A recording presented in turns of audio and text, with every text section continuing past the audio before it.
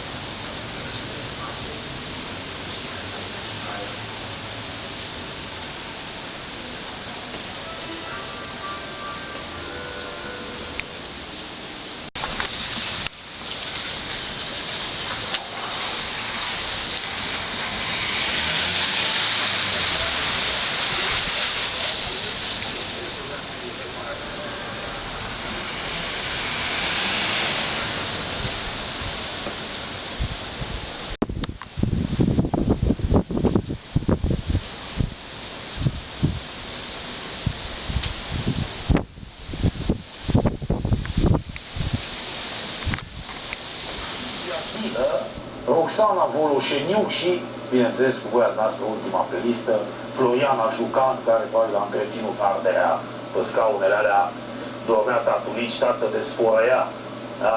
Zburau peste toată Europa, peste toată Asia, nu i-a fost ușor lumea ai tatulici, dacă nu ai totuși pe Roxana Jucan.